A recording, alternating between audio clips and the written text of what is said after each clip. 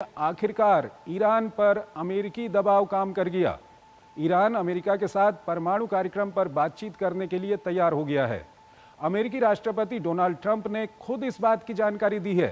हालांकि ईरान का कहना है कि वो सीधी बातचीत ना कर ओमान की मध्यस्थता में अमेरिका के साथ बातचीत करेगा। कुल मिलाकर पिछले कुछ दिनों तक सख्त रवैया अपनाने के बाद अब ईरान के तेवर इस मामले में कुछ नरम दिख रहे हैं। ये रिपोर्ट देखिए। ईरान से निपटने के दो ही तरीके हैं, सैन्य या समझौता। अमेरिकी राष्ट्रपति डोनाल्ड ट्रंप सत्ता संभालने के बाद से लगातार ईरान पर दबाव बनाए हुए हैं कि या तो वो परमाणु कार्यक्रम की अपनी महत्वाकांक्षा तर्क करे या फिर नतीजा भुगतने के लिए तैयार रहे। इसके लिए ट्रंप यूएई के माध्यम से ईरान को बातचीत के लिए बाकायदा पत्र भी भेज चुके हैं। इस पर ईरान की तरफ से गोलमोल प्रतिक्रिया आई, लेकिन सोमवार को ट्रंप ने चौंकाने वाली घोषणा करते हुए कहा कि अमेरिका ईरान के साथ परमाणु मुद्दे पर सीधे बातचीत करने जा रहा है। उन्होंने तेहरान के साथ समझौते पर पहुंचने की उम्मीद के साथ कड़ी चेतावनी देते हुए कहा, अगर ऐसा नहीं हुआ तो इस्लामी गणराज्य बड़े खतरे में होगा। हालांकि उन्होंने बातचीत को लेकर कोई विवरण नहीं दिया, लेकिन इतना जरूर कहा कि वार्ता में उच्च स्तर के अधिकारी शामिल होंगे। ट्रंप के इस ऐलान के बाद अमेरिका के साथ वार्ता को लेकर अब तक नानुकुर करने वाले ईरान की ओर से तुरंत प्रतिक्रिया आई। ट्रंप के दावे पर मुहर लगाते हुए ईरानी विदेश मंत्री ने कहा कि दोनों देशों के बीच बातचीत शनिवार को ओमान में होगी। हालांकि उनकी तरफ से सीधी बातचीत की जगह अप्रत्यक्ष वार्ता पर जोर दिया गया। अब्बास अराक्ची ने कहा कि समझौता जरूर हो सकता है, लेकिन शर्त है कि अमेरिका का रुख सकारात्मक हो। उन्होंने अपनी जनता को संदेश देते हुए कहा कि बातचीत का मकसद प्रतिबंधों में ढील हासिल करना है।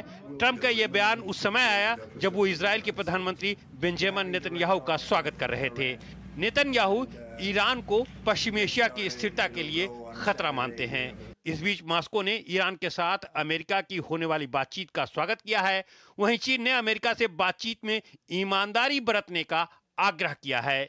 ईरान के परमाणु कार्यक्रम को लेकर मॉस्को में चीन, रूस और ईरान के प्रतिनिधियों ने बैठक की। इससे पहले तीनों देशों के बीच बीजिंग में बैठक हो चुकी है।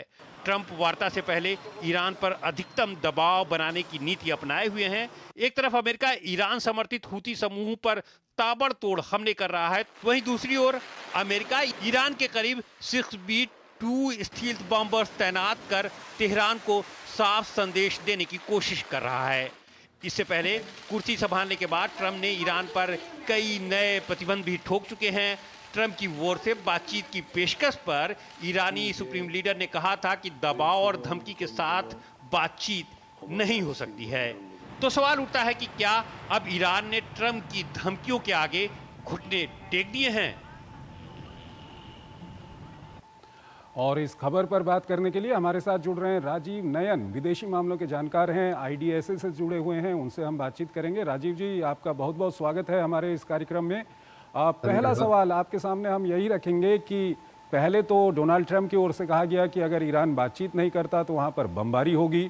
ईरान की ओर से बार बार ये बयान आ रहे थे कि जो करना है कर लो, हम बातचीत नहीं करेंगे। लेकिन अब कहीं ना कहीं बातचीत पर जो डोनाल्ड ट्रंप का कहना है कि बातचीत होगी, ईरान ने भी मान लिया है कि बातचीत होगी, तो क्या माने कि ट्रंप की धमकी के आगे ईरान कहीं ना कहीं झुक गया है, नरम पड़ा है? देखिए, जो होते हैं वक्तव्य दिए जाते हैं, वक्तव्य के पीछे एक बड़ी कूटनीतिक एक कार्यक्रम और कूटनीतिक एक कार्य किया जाता है। तो जो अभी आप परिणति देख रहे हैं, जो बयान के रूप में आ रहा है कि बातचीत होगी, इसकी तैयारी बहुत पहले से हो चुकी है।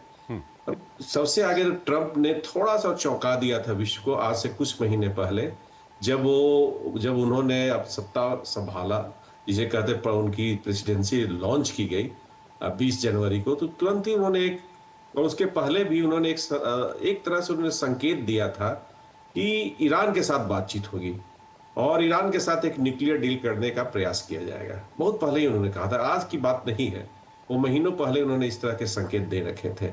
तो दुनिया चौंक गई, क्योंकि यही ट्रंप थे जिन्होंने पहले अपने प्रशासन काल में, अपने पहले कार्यकाल में, उन्होंने 2018 में जो ज्वाइंट, जिसे हम कहते हैं nuclear deal, Iranian nuclear deal, आम आदमी की भाषा है लेकिन इसकी एक टेक्निकल लैंग्वेज है, joint comprehensive plan of action, उसको उन्होंने ठुकरा दिया था, निरस्त किया था, जो कि वो खुद इसके वो नहीं, लेकिन हाँ अमेरिका ओबामा के अंदर उन्होंने इसको एक इस संधि की थी, और इस संधि का बड़ा ही अजीब सा स्थिति आ गई थी कि एक पार्टी विड्रॉ कर रहा है, फिर भी वह एग्रीमेंट जो है, डील है, वह चालू है। तो जिससे ईरान ने कई बार इस पर अपने बड़ा ही इसका अनकंफर्ट लेवल का है असमंजसता जाहिर है, क्या यह डील चलेगा। तो ये बहुत दिनों तक चल रही थी। खैर डील चला नहीं चला, लेकिन इस पिछले कुछ महीनों वर्षों कहिए, ईरान ने भी एक बड़ा ही मजबूत संकेत देना शुरू किया कि वह 60% से ऊपर का परमाणु इन्वेस्टमेंट कर रहा है, परमाणु परिष्कृत कर रहा है।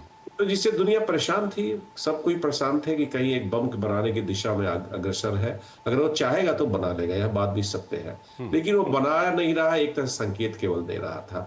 तो उसके पश्चात ये जो सारे, अभी आपने रांची की बात की थी, रांची को आप याद करेंगे, अभी विदेश मंत्री है, लेकिन जो joint comprehensive plan of action जो हुआ था न्यूक्लियर डील 2015 का, उसमें उन्होंने बड़ी ही सक्रिय भूमिका निभाई थी और वो नंबर 2 माने जाते थे।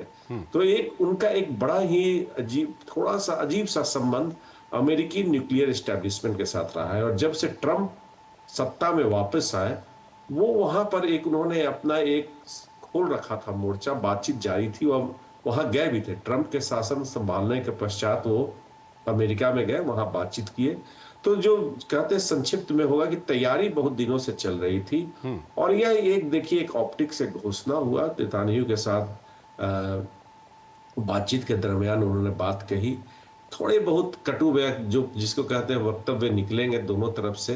थोड़ा इजराइल के अखबारों में अगर आप पढ़ेंगे तो बहुत ही ज्यादा प्रशंसा के साथ इसे नहीं देखा जा रहा है।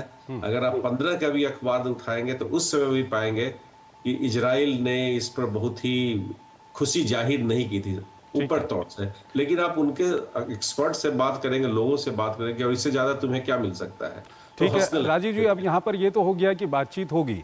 अब हमारे दर्शक ये जानना चाहेंगे कि जब बातचीत होगी तो अमेरिका ईरान से क्या चाहेगा और ईरान की क्या कुछ एक्सपेक्टेशन होंगी, किन बिंदुओं के आसपास ये बातचीत होगी? देखिए ये भी स्पष्ट आ रहे खुलकर कि देखिए वो अमेरिका चाहेगा कि जितनी उनकी इन्वेस्टमेंट है वो तो बंद हो जाए, पहला चीज कि परिष्कृत नहीं करे वो ईरान। बहुत दिनों से वो कह रहे थे। दूसरा जो बातचीत वो बार बार कर रहे हैं कि जो आपने परिष्कृत कर रखा है वह भी आप वापस दे दो। तीसरा वो कह रहे हैं कि अपने सारे परमाणु संयंत्रों को आप समाप्त करो, जो कि संभव नहीं है, लेकिन इसे माना जा रहा है कि ये मैक्सिमलिस्ट एक पोजीशन रहेगा। और जो ट्रंप का एक स्टाइल रहता है कि वो थोड़ी सी ऊंची बात करते हैं और उसके बाद वो थोड़ा नीचे आ जाते हैं। कहीं ना कहीं ईरान की ओर से ये भी बयान आया है कि लीबिया की तरह हम अपने जो परमाणु हथियार हम बनाना जारी रखे हैं उसको छोड़ेंगे नहीं। तो ऐसे में ये बातचीत कितनी सफल होगी? परमाणु बम बनाने की बात कभी नहीं करते हैं, वो इन्वेस्टमेंट की बात करते हैं और कहते हैं कि यह शांतिपूर्ण कार्य के लिए है। वो मिसाइल्स में कहते हैं कि हम समझौता नहीं करेंगे। वो कहते हैं कि हम समझौता नहीं करेंगे जो हमारे मित्र जो संगठन है, मतलब कि एक तरह से नॉन स्टेट एक्टर्स जिसे कहते हैं और जिसे मिलिटेंट ग्रुप्स वेस्टर्न मीडिया बोलता है, कि उनके साथ हम संबंध बनाए रखेंगे। तो यह उनका रहता है। और एक जो उन्होंने बात कही कि अगर हमें धमकी दिया गया, हम पर दबाव डाला गया, हमारे ऊपर कोर्सिव एक्शन लिया गया, तो हम एनपीटी से विड्रॉ कर लेंगे और 90 दिन के हम नोटिफिकेशन देंगे, 3 महीने का जिसे कहा जाता है। और उसके बाद अभी एक उन्होंने बड़ा बयान दे दिया है। तो ये बड़ा बयान कि हम एनपीटी से बाहर आ जाएंगे। एक एनपीटी जो ऑलरेडी क्राइसिस से जूझ रही है, उससे बाहर आने के बाद एक उस बहुत जम नहीं रही है, लेकिन वो बार बार वो कहते हैं अंदर जो आप एनपीटी का डॉक्यूमेंट्स पढ़ेंगे, प्रिपरेटरी कमेटी की, रिव्यू कमेटी की, वो कहते हैं कि कहीं भी एनपीटी रीप्रोसेसिंग और इनरिचमेंट को बैन नहीं किया है, एक्सपोर्ट कंट्रोल्स नहीं कहता है। तो अमेरिका यह करे तो अमेरिका खुद ही एनपीटी का वायलेशन कर रही है। तो ऐसे टीटी में क्या रहना था। ये बहुत दिनों से ईरान का बयान आ रहा है। ठीक है, एक और महत्वपूर्ण इस पर बिंदु है सर, संक्षेप में बताइएगा। कहीं ना कहीं ईरान सफल हुआ है एक तरह का ध्रुवीकरण करवाने में। ईरान अपने साथ चीन को, रूस को, इन देशों को अपने साथ लाने में सफल हुआ है। तो ऐसे में आने वाले समय में, क्योंकि हम देख रहे थे कि इसको लेकर के कहीं ना कहीं टकराव हो सकता है बड़ी शक्तियों में, तो आने वाले समय में किस दिशा में ये जाएगा? देखिए अभी तो जो अभी स्थिति है ट्रंप के आने के बाद से, आपको रूस को कुछ अलग तरह से आप देखिए। रूस उस तरह से ध्रुवीकरण का हिस्सा हो सकता है कल को नहीं बने। आप 6 महीने 1 साल में देखेंगे।